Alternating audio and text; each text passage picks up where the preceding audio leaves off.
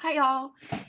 In this video we want to work at getting different pieces of information and seeing if we can use them to figure out the values of any of the trig functions. So I say all six. We'll see if I actually decide that I'm ambitious enough to do all six every time. But really the idea is here you don't need a ton of information about your point to be able to find the values of all six trig functions. You don't need to know your theta value at all, or alpha or beta. You don't need to know your angle or arc length at all. You need your x and your y coordinates, and it's really actually even simpler than that. If you have one of the two, either your x or your y, you can find the other, except that there could be some ambiguity because given an x or a y, there could be two of the other one. So if I give you an x, there are two y values on the unit circle with any x value, and vice versa.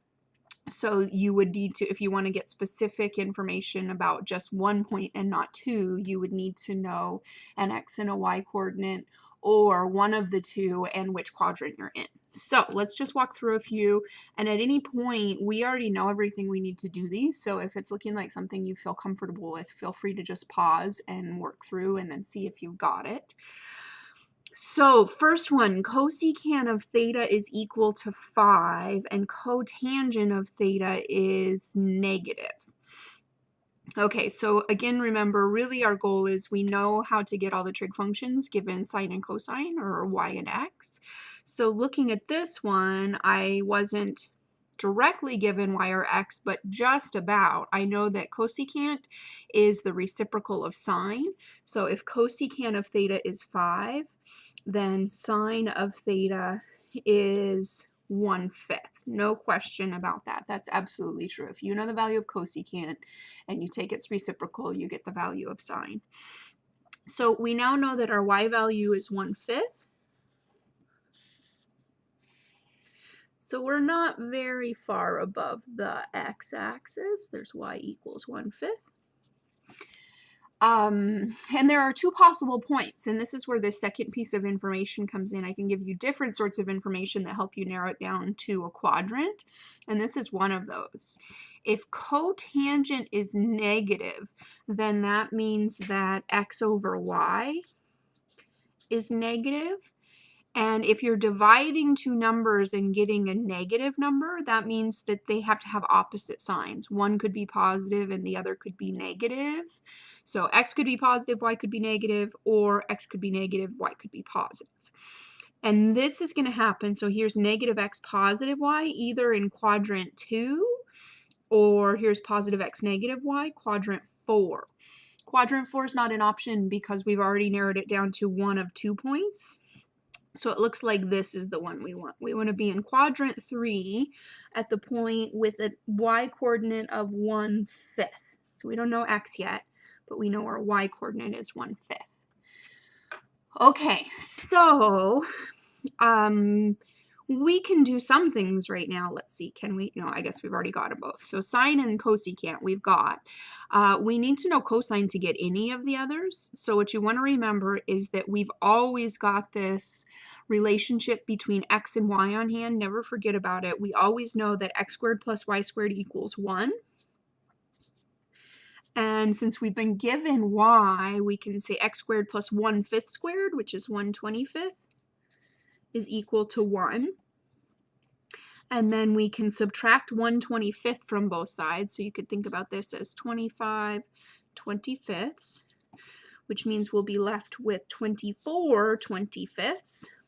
And then when we square root, we get plus or minus the square root of 24/5. I'm going to go ahead and do that in the same step here. Hopefully you're getting used to that step. If you've got a perfect square, excuse me, go ahead and take the square root of it.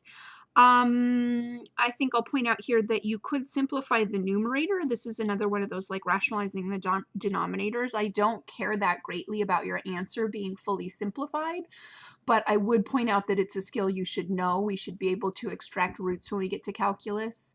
I can think of a couple times that I know I have to use that in calculus. So this is a perfectly fine answer, other than that we need to choose the plus or minus. Let's do that real quick first. We're looking for a point in quadrant 3, so we're going to choose the minus. Okay, and then on the extracting roots, you could say that 24 is 4 times 6. And the reason that's a good choice is because one of those values is a perfect square. Square roots do not split over addition or subtraction. Those you have to follow your order of operations, do the addition or the subtraction before you can square root.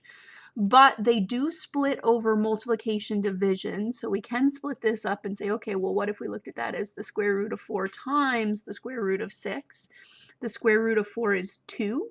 So root 24 is equal to 2 root 6, which means up here we could say negative 2 root 6 over 5.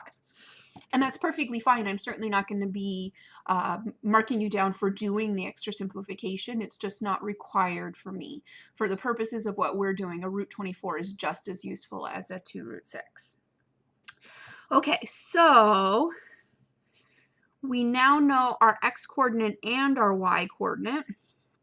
So that means we've got cosine, and I'm going to actually use this version of it, negative root 24 over 5. I think you generally, if not always, see the answer without roots extracted on my key so that it doesn't force people to do that to check their answers. But again, it's completely fine with me if you did extract roots.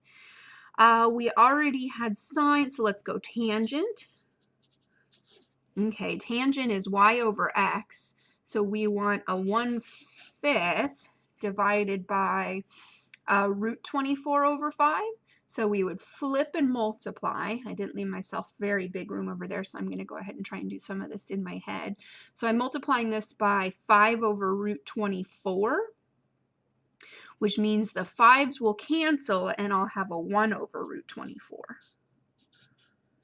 And you can do kind of a quick check for yourself just to make sure you didn't get upside down. Oh, hold on. What's going on? A negative root 24 over 5. Good thing I did the check for myself. Let me show you what it is to make sure you know how to do it as well. Remember that tangent is slope, so I can look back at my picture and say, okay, if this is my slope, it definitely should be negative. So that's how I caught myself on dropping that sign. The other thing is, oops, you should be able to tell if you're above or below negative y equals negative x generally. So this is definitely below, which means this is flatter than a slope of -1. So -1 over root 24 seems good. That is smaller than 1. Cotangent is just the reciprocal of tangent. So it's going to be negative root 24.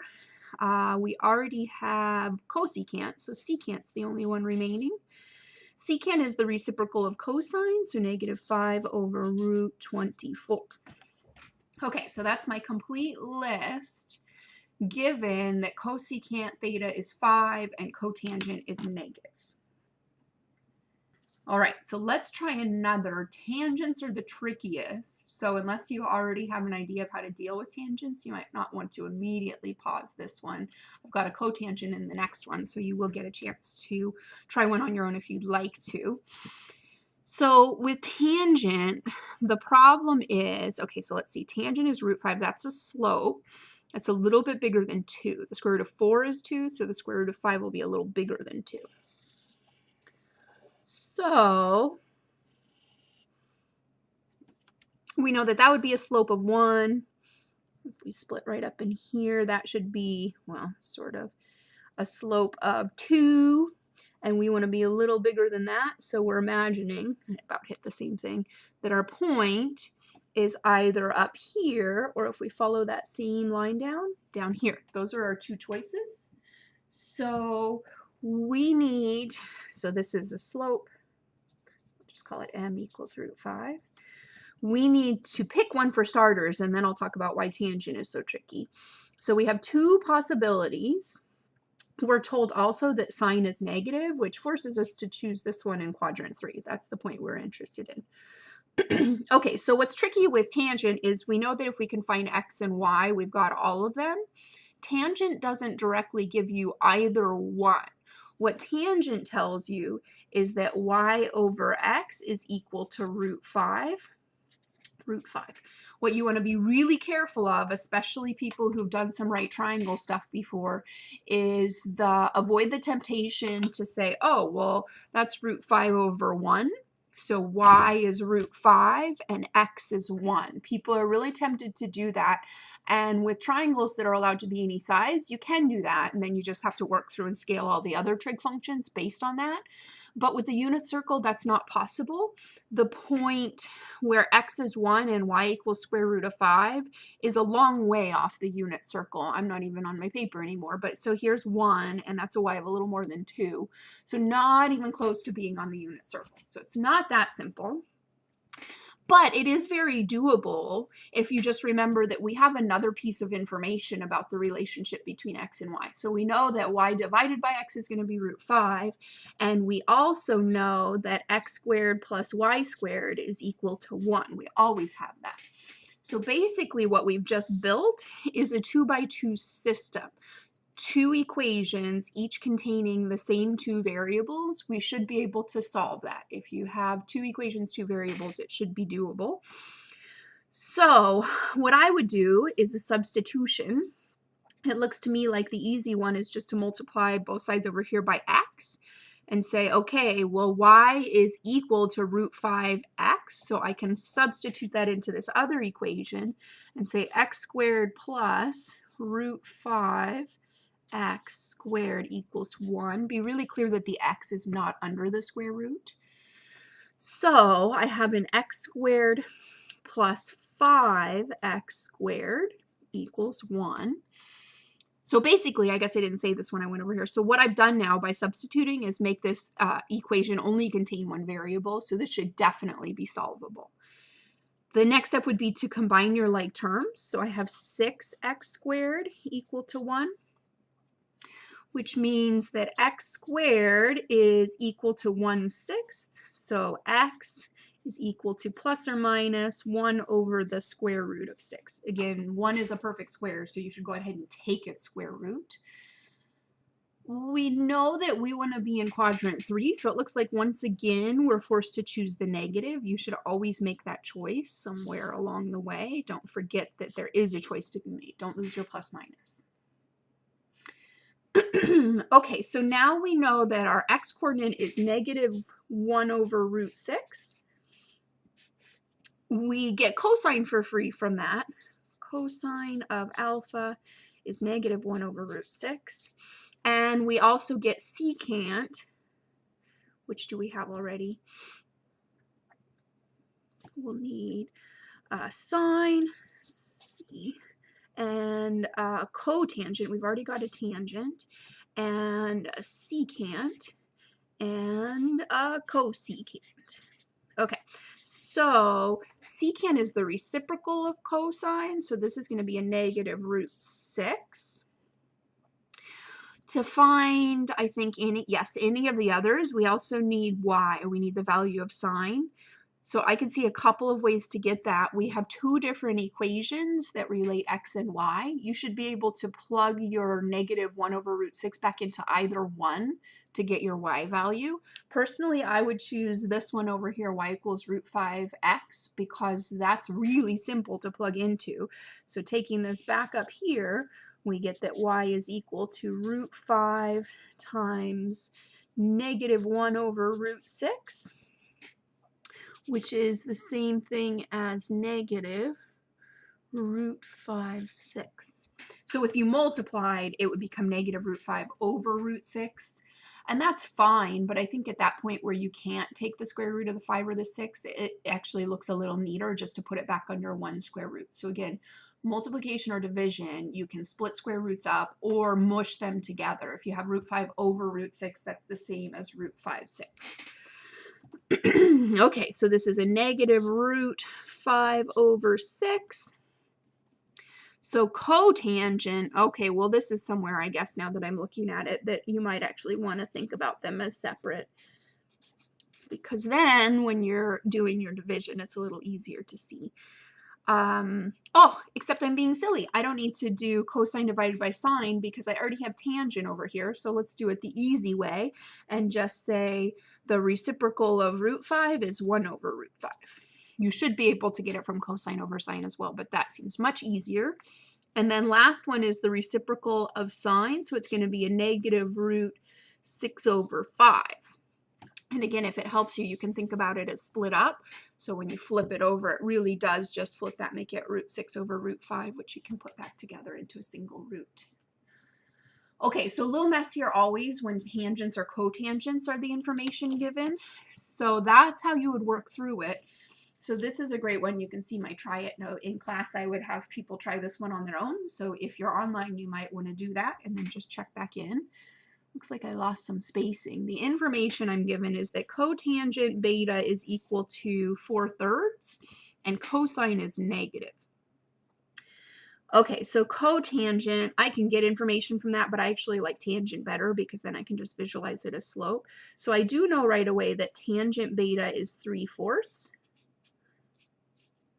which means on the unit circle, I want to picture a slope of 3/4. So here's a slope of 1. It's going to be a little bit less than that. Okay, so slope is equal to 3/4. And that gives us 2 possible points. The other piece of information is that cosine is negative. So it looks like this point, looks like I was definitely favoring getting some negatives in the mix. So back in quadrant 3, not quite in the same spot. Now that we've turned this into a tangent, beta, it pretty much turns this straight into the last problem. So we can say that you can use either one, but I'll go ahead and use tangent. Y over x is equal to 3 over 4. If you use cotangent, you just say x over y is equal to 4 over 3, and it would mean the exact same thing. Let me warn you again that what you want to avoid is the temptation to say that y has to be 3 and x has to be 4. That does make the ratio equal to 3/4. But that point where x is 4 and y is 3 is way off the unit circle. So that's not the right xy pair. This is the whole idea of ratio, is that you can make your ratio equal 3/4 using infinitely many different x and y pairs. So some easy ones to spot. Let's see, what would we do? So we could do 9/12. Y is 9 and x is 12. We could do, let's divide them down. So we could do 1 over 4/3. That ratio would equal 3/4. So there's infinitely many x's and y's whose ratio will give you 3/4. In general, what we know is for that to be true, y has to be equal to 3/4 of x. So there you can pick out all sorts of different pairs. So this is great, but it's not enough information to tell me exactly what x and y are. So this is where we combine it with the fact that we know that x squared plus y squared equals 1. And we've just figured out that y always has to be 3/4 of x, so we can substitute that info in here. So it looks like x squared plus 9/16 x squared is equal to 1. We can combine like terms, so this, see if I can sneak it in. You would want to think about it as a 16/16 x squared, and then adding 9/16 means we have 25/16 x squared equals 1, which means x squared is equal 16/25. Okay, oh, not done yet, getting ahead of myself. So x is equal to plus or minus 4/5. So let's see, what did we decide? We decided we were in quadrant 3. We'll want the negative 4/5. And that gives us enough information to get cosine. So we've got cotangent, tangent. We could now get cosine and secant. We still need y to get sine and cosecant. So again, you have 2 choices. You can plug back into x squared plus y squared equals 1, which I didn't write, but we could absolutely do. Or you can use this one. This one's my favorite because it's so easy to plug into. So taking this back up here, I would say that y is equal to 3/4 of x, which is, make sure I don't lose my sign this time, negative 4/5. The 4's cancel, and it looks like y is negative 3/5. So we know that cosine, what we're doing, beta is equal to negative 4/5. We know that sine of beta is equal to negative 3/5. We've got cotangent and tangent, so let's do secant of beta is equal to the reciprocal of cosine, -5/4, and cosecant of beta is equal to the reciprocal of sine, -5/3. All right, so again, basically what we want to get to with this section is familiarity with the relationship between arc length and x and y coordinates on the unit circle. We want to have some of those relationships memorized for the special values. So any arc length that's a multiple of pi/4 or pi/6, we should be able to deal with. That includes the pi/3s, pi/2s, pi's. And then even if you don't have a special value, I should be able to give you fairly small amounts of information that are enough to get you to find the values of the trig function. So that's what this page is. So you should know the arc lengths and x and y coordinates associated with special values. And then given information about something that's not a special value, given enough information, you should be able to tell me the values of all the trig functions. All right, thanks for watching.